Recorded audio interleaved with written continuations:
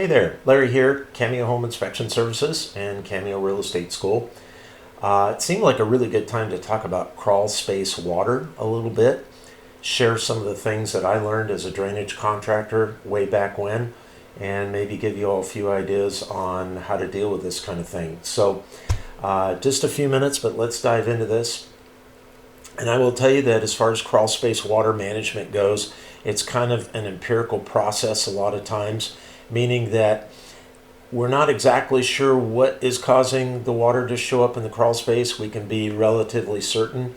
And so what we're going to do is we're going to make our best guess. We're going to do that, and if it works, great. We know that that was the issue. If not, we're going to build upon that and basically try the next step and then the next step. Where this becomes a challenge with a real estate transaction is that you and I, we all know, once you sign on the dotted line, it becomes a timeline, and there's time periods that have to be met, and those time periods oftentimes don't give a contractor sufficient time to be able to follow all those steps to mitigate the water in the crawl space. So a lot of times, instead of going A, B, C, D, we go straight to D. And a lot of times D is we're going to put in a sump pump.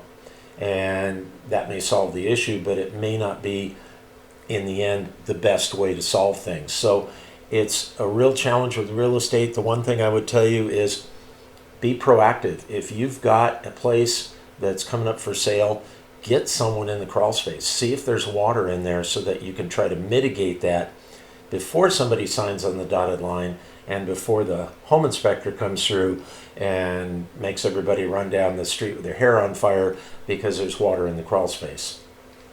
So let's talk a little bit about how that water gets into the crawl space, because there's only a few ways. And I will tell you that the number one way is going to be from roof runoff. Thousands upon thousands of gallons of water come off a roof every year. And if we don't make the appropriate measures to get that water away from the structure, it will wind up in the crawl space. I'm going to guess probably 90% of the time, if I'm dealing with a crawl space water issue, it's probably from mismanagement of the roof runoff. The second thing is going to be poor soil grade, depressions in the soil, those kinds of things. Houses built near hillsides. You see it all the time. And it's one of those things where the builder can have everything graded away properly, but then sometimes the landscapers come in, they build these beautiful mounds to put the bushes on, and it just changes the conditions of everything. So that's number two.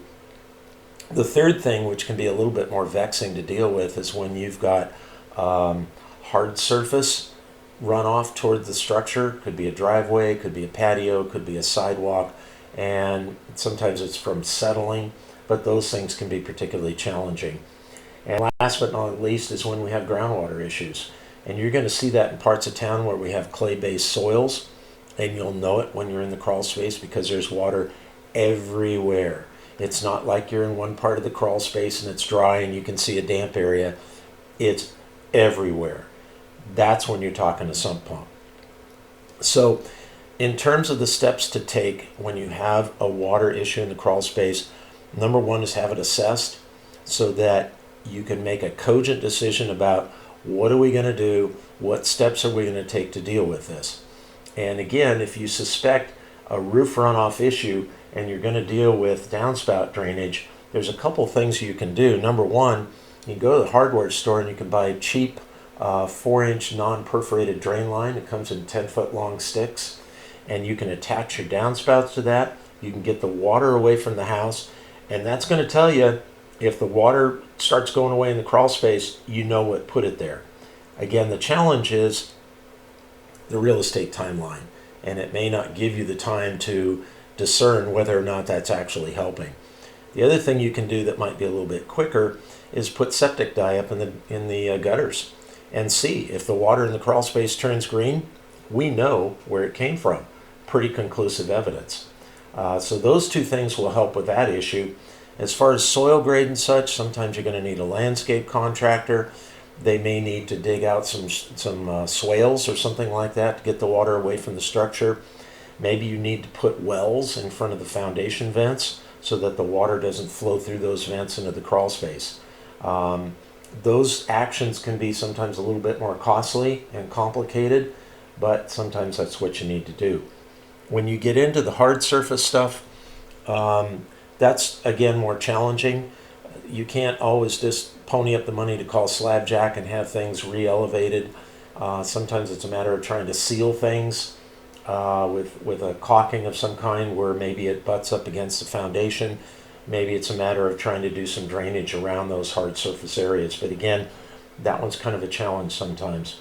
And then last but not least, if you're dealing with a groundwater issue, then most likely you're going to need a sump pump. You're going to need some kind of shallow trenching or something to get the water to the sump pump. And, what else can you do? But honestly, if possible, depending on what the source is, I want to try to mitigate that water before it gets into the crawl space, not afterwards. And a lot of times it's a matter of making a decision. Is it a chronic event, or is it something that happened because of an extreme weather event? Does it go back to time of construction? And it kind of takes a trained eye to know those things. But when you start seeing insulation falling down all stringy and nasty and heavy, you're seeing water stains on the vapor barrier, you see water stains on the wood, efflorescence, that white powdery stuff on the concrete, you're dealing with a chronic water issue. And that's a far different scenario than having a one-time event like we did in '96 when we had 100-year rains. My phone's ringing off the hook. I've got water in my crawl space. You think? Am I going to charge you $3,000 or whatever to come and mitigate that based on a 100-year event? No, I'm not going to do that. So we have to be able to try to make that distinction. Finally, what's the inspector's role in this whole thing? An inspector is charged with identifying a condition, describing why it's a concern, and directing that to the appropriate professional. Unless they've got the background and the experience to be able to say, this is what you need to do, they need to just follow those 3 steps.